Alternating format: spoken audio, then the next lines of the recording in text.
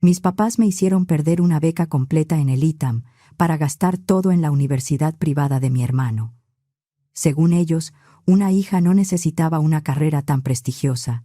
10 años después, cuando Ramiro los dejó al borde de perder la casa y con deudas que ya no podían esconder, me exigieron casi 9 millones de pesos, aunque acababan de ver el testamento de mi abuela y la valoración médica que les cerraba la puerta a sus mentiras. Pero eso no empezó el día que me pidieron dinero.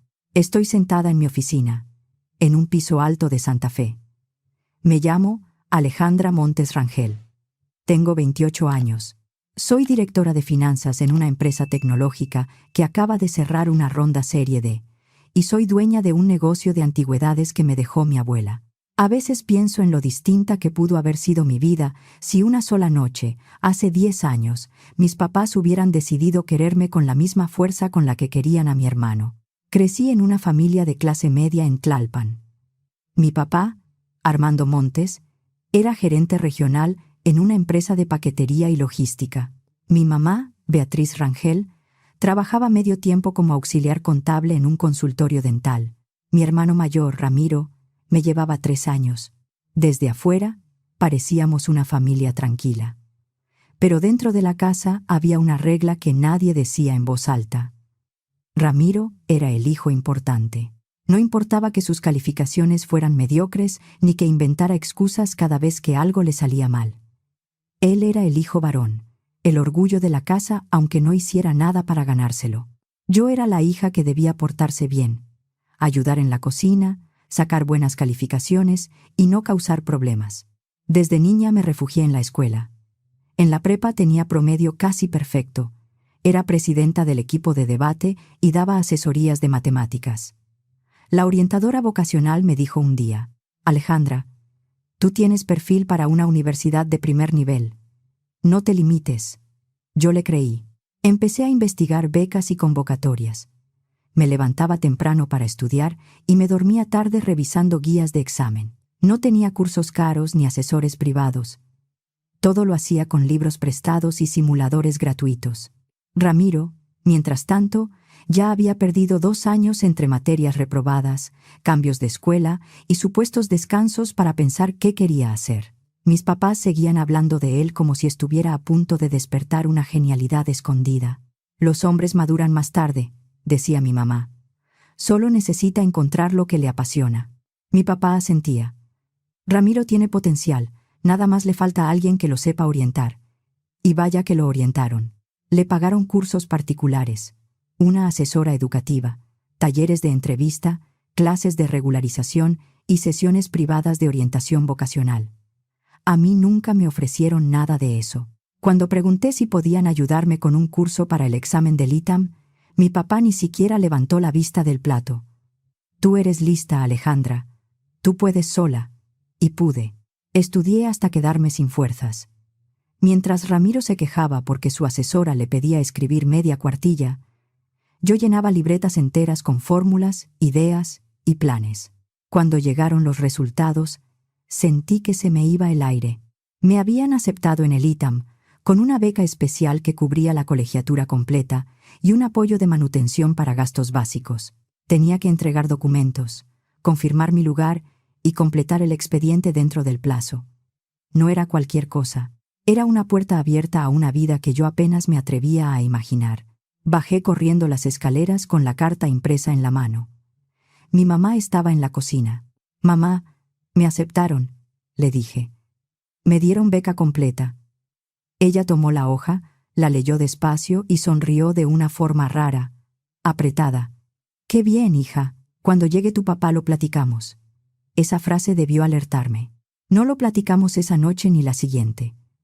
Cada vez que sacaba el tema, mis papás decían que había que verlo con calma. También empezaron a retrasar papeles que yo necesitaba para cerrar el apoyo económico, comprobantes, firmas, datos de ingresos. Mientras tanto, a Ramiro le seguían llegando rechazos. Mis papás entraron en pánico, hicieron llamadas, pidieron citas y buscaron universidades privadas que todavía recibieran alumnos si pagaban inscripción, cuotas y varios meses por adelantado. Una semana antes de que yo tuviera que confirmar mi lugar, Mi mamá anunció una comida especial. Preparó lomo en salsa, arroz, ensalada y pastel de 3 leches. Mi papá abrió una botella de vino. Yo pensé, con una ingenuidad que todavía me duele, que por fin iban a celebrar mi logro. Después de comer, mi papá se limpió la boca con la servilleta, se aclaró la garganta y empezó a hablar de responsabilidad familiar. Dijo que a veces una familia tenía que hacer sacrificios, que no todos podían tenerlo todo, que el deber de los hijos era pensar en el bienestar de la casa.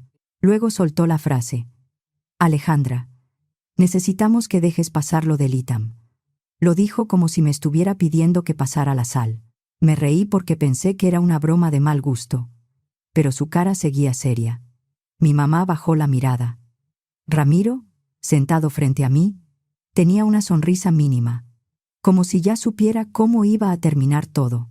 ¿Qué dijiste?, pregunté. Mi papá cruzó las manos sobre la mesa. Necesitamos concentrar los recursos de la familia en Ramiro. Él tiene que entrar a la universidad este año. Tú puedes estudiar en una opción más sencilla, cerca de casa, y después ver qué haces. Eres inteligente. Te vas a acomodar. Sentí que se me congeló el cuerpo. Pero es beca completa, dije. No les estoy pidiendo que paguen la colegiatura. Alejandra, intervino mi mamá, con ese tono suave que usaba cuando quería hacerme sentir culpable. Una mujer no necesita una universidad tan cara ni tan prestigiosa para salir adelante. Tú eres muy capaz. Vas a estar bien donde sea, pero tu hermano necesita todas las ventajas posibles. La miré sin entender. ¿Quieren que tire a la basura una beca completa para que ustedes gasten más dinero en Ramiro? No lo pongas así, dijo mi papá.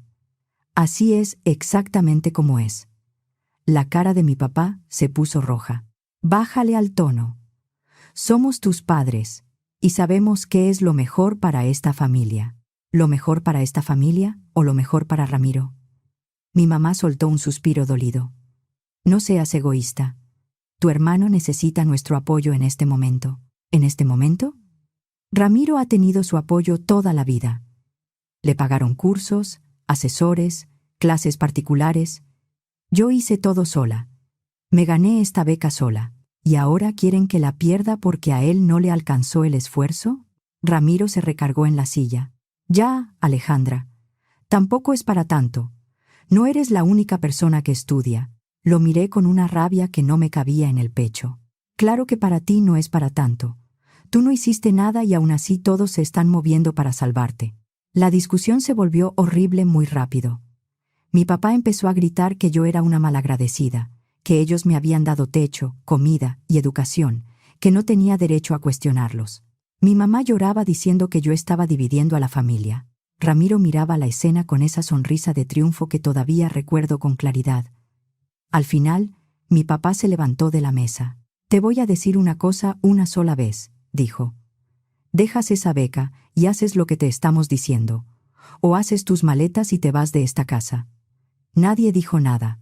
Esperé que mi mamá reaccionara, que dijera que se había pasado, que no podía correr a su hija por querer estudiar, pero solo se limpió las lágrimas y miró hacia otro lado. Esa noche lloré durante horas en mi cuarto. Luego llamé a mi abuela Guadalupe, la mamá de mi papá. Mi abuela vivía en Coyoacán, en una casa antigua que olía a madera, café y flores frescas. Había quedado viuda hacía años y manejaba su negocio de antigüedades. Era una mujer firme, elegante, independiente. Mi abuela ya había discutido con mi papá por Ramiro más de una vez. Había visto cómo lo consentían, cómo le justificaban todo, cómo a mí me exigían resultados mientras a él le perdonaban cualquier cosa. Pero mi papá nunca la escuchaba. Me contestó casi de inmediato. Apenas escuché su voz, me quebré. Le conté todo: la beca, los papeles retrasados, la comida, la amenaza de mi papá, la forma en que mi mamá defendió a Ramiro, la sonrisa de mi hermano. Ella no me interrumpió, solo me dejó hablar y llorar. Cuando terminé, hubo un silencio corto. Entonces me dijo algo que todavía escucho claro. Empaca tus cosas. Vente conmigo. A la mañana siguiente salí antes de que todos despertaran. Metí mi ropa en bolsas negras. Guardé mis documentos, mi computadora y unas libretas. Dejé una nota breve sobre mi escritorio. Me fui manejando un Nissan Tsuru viejo, que había comprado con dinero de asesorías y ahorros. El coche hacía ruidos raros, pero llegó. Mi abuela me esperaba en la entrada con café caliente y pan tostado. No me hizo preguntas, no me regañó, solo me abrazó fuerte. «Ya estás aquí, ahora vamos a pensar». Los siguientes días fueron una mezcla de tristeza y urgencia. Mi abuela me ayudó a revisar opciones, fechas y papeles, pero la beca del ITAM ya estaba perdida. Por retrasar todo, mis papás lograron que se me pasara la fecha límite para confirmar el lugar. Ese fue el primer golpe real. No solo me habían querido quitar la oportunidad, lo habían conseguido. Mi abuela apretó la mandíbula cuando se enteró. «No es el ITAM», me dijo, poniendo sobre la mesa una lista de opciones. «Pero tu vida no se acaba aquí. Vamos a encontrar por dónde empezar». Terminamos encontrando una universidad privada pequeña, más accesible, que todavía aceptaba inscripción tardía en administración y finanzas. No tenía el prestigio que yo soñaba, pero me permitía arrancar sin perder el año. Quedaba lejos de Coyoacán, y mis turnos de trabajo iban a terminar tarde, así que mi abuela me ayudó a rentar un cuarto diminuto cerca del campus. Pagó el depósito y el primer mes. Yo insistí en devolvérselo. «No me lo vas a devolver con dinero», dijo. «Me lo vas a devolver saliendo adelante». Conseguí trabajo en una cafetería, turnos de tarde y noche. También empecé a dar asesorías de matemáticas.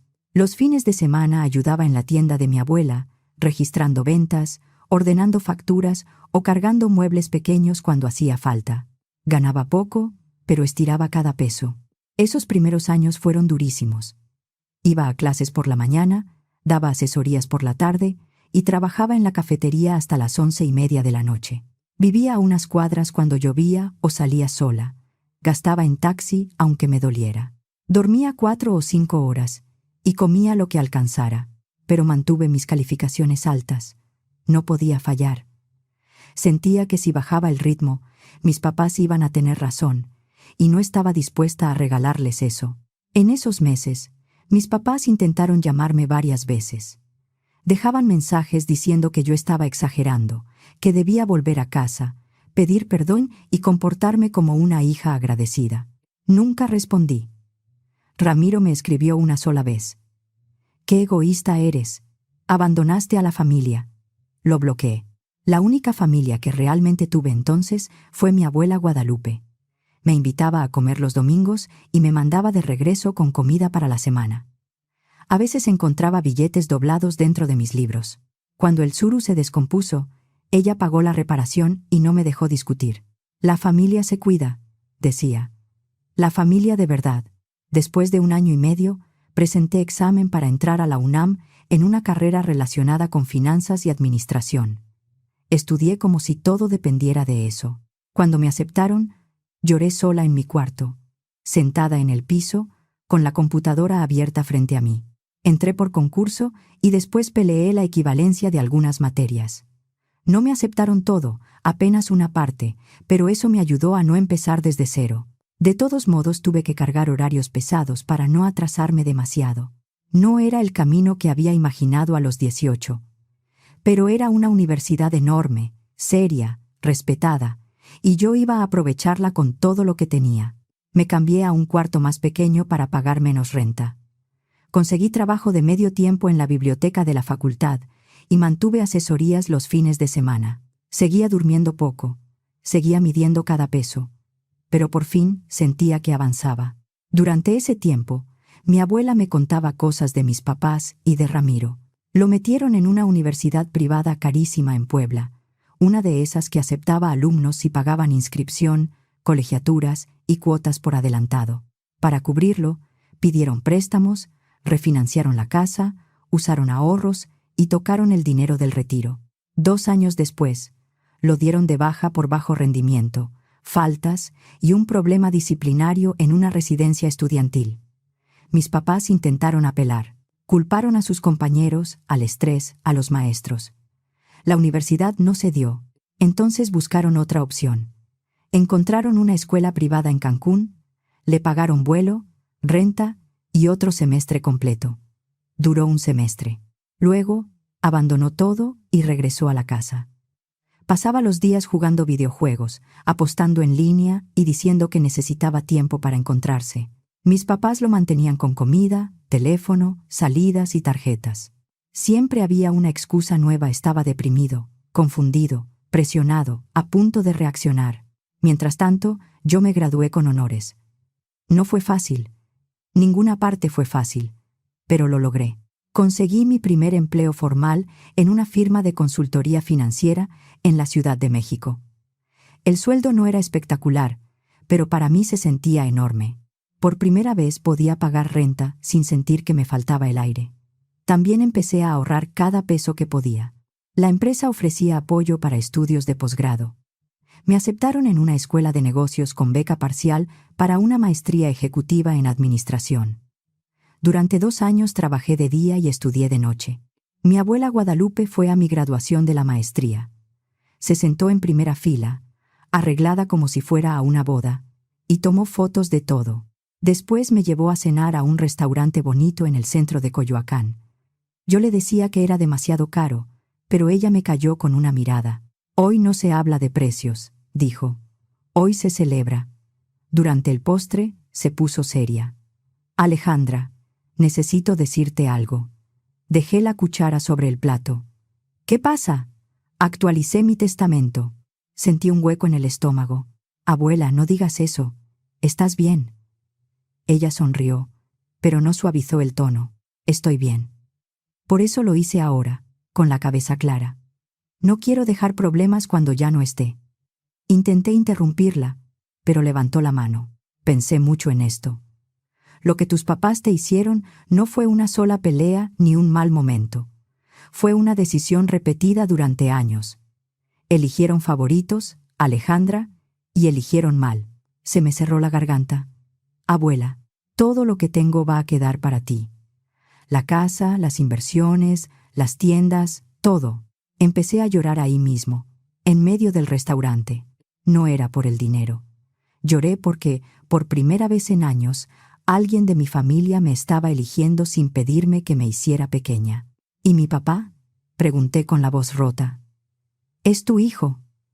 La cara de mi abuela se endureció. Mi hijo decidió sacrificar a una hija para sostener a otro hijo. Él ya tomó su decisión. Ahora yo tomo la mía. Cumplió su palabra.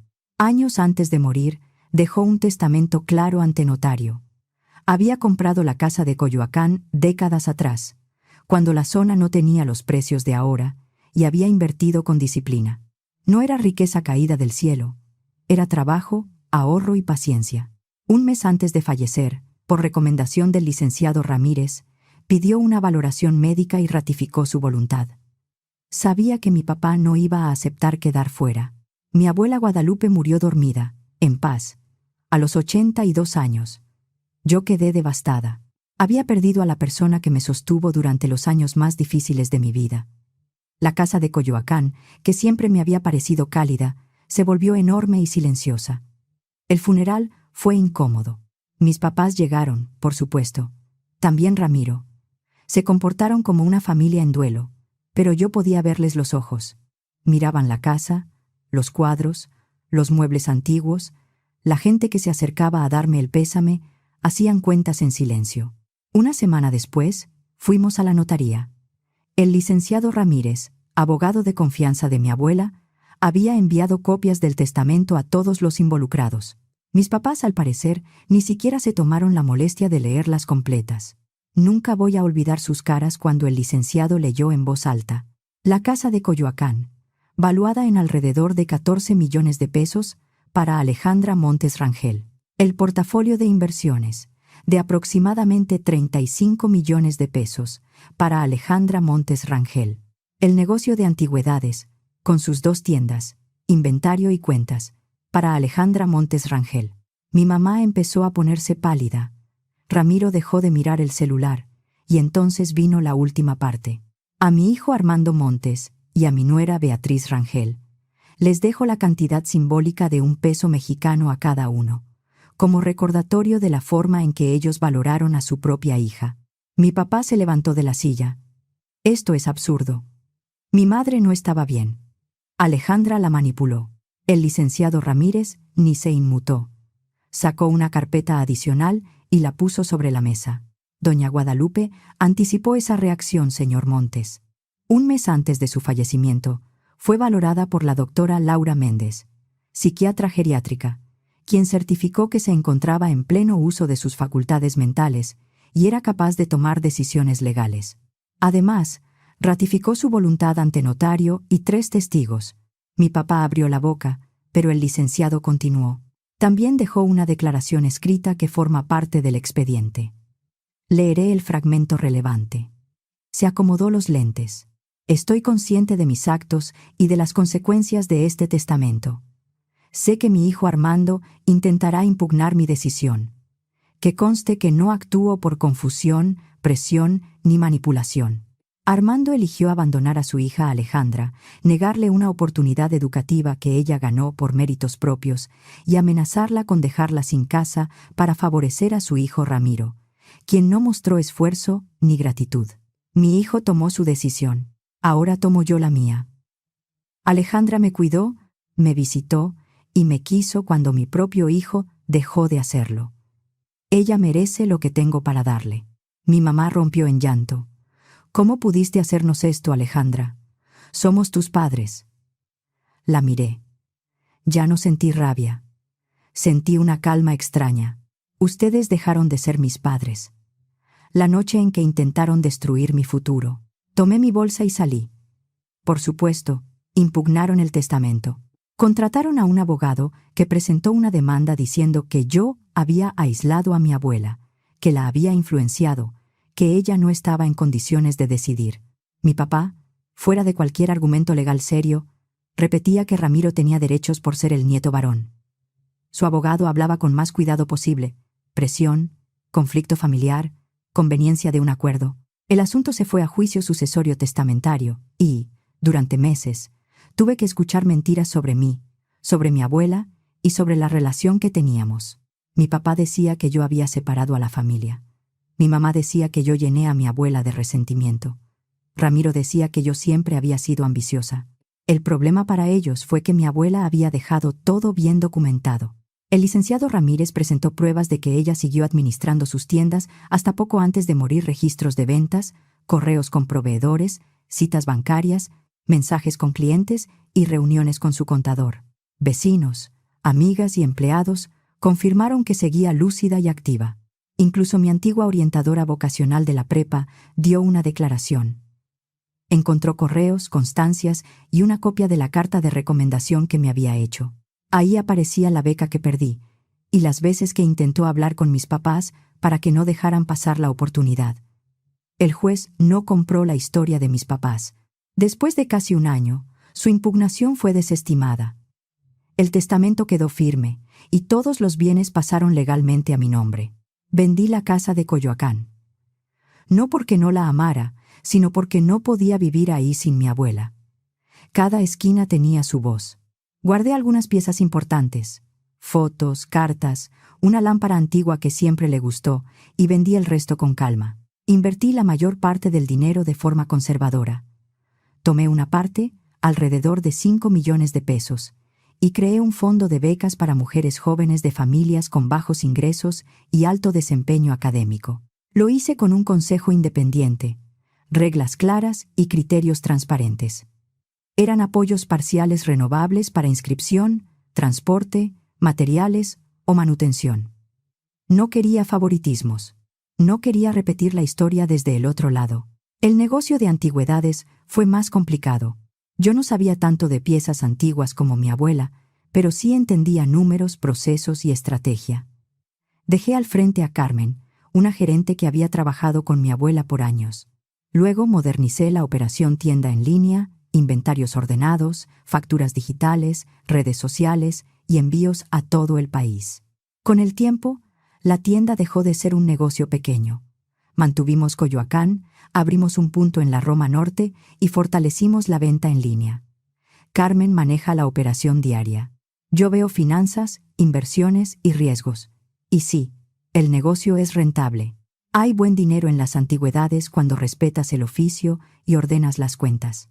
Al mismo tiempo, mi carrera corporativa también despegó. Después de la maestría, Entré a una startup como analista financiera. Aprendí a presentar números ante inversionistas, construir modelos financieros, revisar contratos y negociar presupuestos. Ascendí a gerente, luego a directora de finanzas.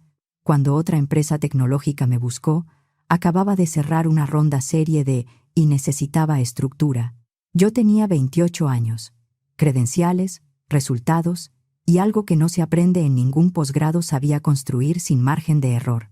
Mientras mi vida iba tomando forma, la de mis papás se estaba desmoronando. Ramiro acumuló deudas enormes por apuestas en línea. Primero fue póker, luego apuestas deportivas, después visitas a casinos. También llenó tarjetas de crédito, pidió préstamos personales y tomó dinero de las cuentas de mis papás sin permiso. Mis papás siguieron justificándolo hasta que ya no pudieron. La casa que habían refinanciado para pagarle universidades privadas estaba en riesgo. Los ahorros para el retiro se habían ido. Las tarjetas estaban al límite. Entre colegiaturas, refinanciamiento, préstamos personales y deudas de juego de Ramiro, debían más de lo que podían pagar. Durante el proceso sucesorio, antes de que la herencia quedara firme, mi mamá me llamó desde un número desconocido. Contesté porque pensé que podía ser algo del trabajo. Alejandra, dijo entre sollozos, necesitamos tu ayuda. Me quedé callada. ¿Qué pasa? Vamos a perder la casa. El banco ya nos está presionando. Necesitamos casi 9 millones de pesos. Casi me reí. No por diversión, sino por incredulidad. ¿Casi 9 millones? Para salvar la casa, liquidar atrasos y cubrir lo que Ramiro dejó encima, dijo rápido. Te lo vamos pagando, aunque tardemos años. Te lo prometo. ¿Con qué? Hubo silencio. Ya veremos cómo. Somos familia, Alejandra. La familia se ayuda. Ahí sí solté una risa seca. Familia. Como cuando ustedes me ayudaron intentando obligarme a renunciar a mi beca. Como cuando me corrieron por no sacrificar mi futuro por Ramiro. Eso fue diferente, dijo mi mamá. Intentábamos hacerlo mejor. Lo mejor para Ramiro. Siempre para Ramiro. Tu hermano no tiene ese dinero. Tú sabes que no lo tiene. Entonces pídanle a su hijo favorito que los rescate. Alejandra, por favor. Tú recibiste todo lo de tu abuela. Y nosotros no recibimos nada. Recibieron exactamente lo que se ganaron. Colgué. Después vinieron los correos de mi papá. Amenazaba con acciones legales.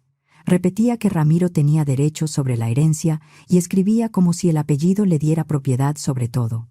Otro abogado, distinto al que usaron al principio, me mandó una carta pidiendo un acuerdo para evitar un pleito mayor. Yo reenvié todo al licenciado Ramírez. Él respondió con una carta fría y contundente, explicando que no tenían fundamento legal y que cualquier intento de intimidación sería documentado. Después de perder el juicio, mis papás terminaron de hundirse. La casa se perdió. Tuvieron que mudarse a un departamento pequeño en Los Reyes La Paz, ya del lado del Estado de México. Mi papá, que antes era gerente regional y ganaba bien, ya no consiguió un puesto parecido. La edad pesa, aunque nadie quiera decirlo. Terminó trabajando como vigilante nocturno en una bodega. Mi mamá consiguió empleo como personal de limpieza en un edificio de oficinas. No lo digo con burla. Cualquier trabajo honesto merece respeto. Lo que me cuesta ignorar es la ironía. Ellos, que decían que una mujer no necesitaba una educación prestigiosa, terminaron empezando de cero cerca de los 60 años, porque lo apostaron todo por un hijo que nunca quiso esforzarse. Ramiro se fue en autobús a Monterrey con una maleta y poco dinero para escapar de sus acreedores. La última vez que escuché algo de él, trabajaba sin contrato fijo en una mudanza y dormía en el sillón de un conocido. La gente a la que debía dinero en la Ciudad de México no era gente con la que uno quisiera tener problemas, así que no pensaba volver pronto. De vez en cuando, algún conocido en común me dice que debería sentir lástima por mis papás. Son tus padres, me dicen. Ahora tienes mucho, podrías ayudarlos. Esa gente no estuvo en la mesa aquella noche. No escuchó a mi mamá decirme que una mujer no necesitaba una universidad prestigiosa. No vio a mi papá darme a escoger entre mi futuro y el techo de mi casa. Tampoco estuvo cuando salía de la cafetería casi a medianoche, con olor a café pegado en la ropa, contando monedas para decidir si cenaba o guardaba para el pasaje. Yo sí estuve ahí, y no siento lástima. Tomaron decisiones. Apostaron todo por la persona equivocada y perdieron. Pudieron tener 2 hijos exitosos, pero decidieron que una hija podía sacrificarse. El fondo de becas que creé ya ha ayudado a muchas mujeres jóvenes a estudiar. Algunas trabajan para ayudar en casa, otras son las primeras de su familia que quieren entrar a la universidad. Cuando leo sus cartas, pienso en la Alejandra de 18 años, sentada frente al lomo en salsa, la botella de vino y el pastel que nadie terminó. Me va bien ahora. La empresa sigue creciendo. Las tiendas también. Vivo cerca de Reforma y salgo temprano para evitar lo peor del tráfico hacia Santa Fe. Pero la mejor parte no es el dinero. La mejor parte es que lo hice sin ellos. El mes pasado, Ramiro me mandó un mensaje por LinkedIn. Decía que quería reconectar, que ya había pasado mucho tiempo, que la familia era importante, que deberíamos dejar atrás el pasado. Abrí su perfil. Estaba casi vacío. Solo decía que buscaba oportunidades profesionales. No tenía trayectoria clara, estudios terminados, ni logros reales. También vi que había revisado mi perfil varias veces. Pudo ver mi cargo, directora de finanzas. Pudo ver mi carrera, mi maestría, mis reconocimientos. Pudo ver todo lo que él habría querido tener sin trabajar por ello. No respondí. Mis papás siguen viviendo en ese departamento pequeño. Una amiga de la prepa vio a mi mamá en el supermercado, más vieja, más cansada, revisando ofertas y contando monedas antes de pagar. A veces me pregunto si alguna vez piensan en aquella comida de hace 10 años. Si recuerdan el lomo en salsa, la botella de vino, el pastel que nadie terminó. Si entienden que esa noche no solo me dieron un ultimátum, esa noche perdieron a su hija. Lo dudo. Seguramente van a pasar el resto de su vida diciendo que yo fui la egoísta, que yo abandoné a la familia, que yo me quedé con lo que les pertenecía. Nunca van a entender que ellos me abandonaron primero. Mi abuela Guadalupe sí lo entendió. Vio cómo mi papá destruyó nuestra relación por sostener a su hijo favorito. Vio cómo mi mamá prefirió callar antes que defenderme. Vio cómo Ramiro aceptó todo sin culpa, como si el mundo le debiera algo. Y se aseguró de que hubiera consecuencias. No lo hizo para humillarlos. Lo hizo porque sabía lo que habían hecho. Le dejó su patrimonio a la nieta que lo valoró, no al nieto que lo esperaba servido. A veces me preguntan si algún día voy a perdonar a mis papás. La verdad es que ya no reviso si llamaron. Ya no espero explicaciones. Ya no imagino una disculpa que probablemente nunca va a llegar. Mi vida está llena sin ellos. Tengo amigos que se volvieron mi familia elegida, colegas que respetan mi capacidad y becarias que me escriben para contarme que pasaron un examen, terminaron un semestre o consiguieron su primer empleo. Ellas son mi gente ahora. El fondo de becas va a durar mucho más que nosotros. Habrá mujeres jóvenes entrando a la universidad gracias a algo que mi abuela y yo construimos a partir de las cenizas de aquel favoritismo. Lo entendí tarde. Después de muchas noches cansada y de ver a mis papás usar la palabra familia solo cuando necesitaban algo de mí. Esa noche en la mesa, cuando me pidieron perder mi beca para seguir rescatando a Ramiro, me enseñaron el lugar que esperaban que yo aceptara para siempre, el de la hija que se calla, aguanta y entrega lo suyo para que otros no enfrenten las consecuencias. Mi límite no fue venganza. Fue dejar de participar en esa injusticia. La hija que debía renunciar a una beca para que su hermano irresponsable tuviera otra oportunidad, terminó como directora de finanzas y dueña de un negocio valuado en millones. Los padres que decían que una mujer no necesitaba una educación prestigiosa ahora trabajan por turnos, contando cada peso. El hermano que supuestamente iba a ser el orgullo de la familia vive escondiéndose de sus deudas en otra ciudad. No sé si llamarlo justicia, destino o consecuencia. Solo sé que salí adelante. Gané porque dejé de entregar pedazos de mi vida para que ellos siguieran fingiendo que Ramiro no era el problema. Ellos eligieron. Yo sobreviví a esa elección. Y por primera vez en muchos años, no siento que tenga que demostrarles nada.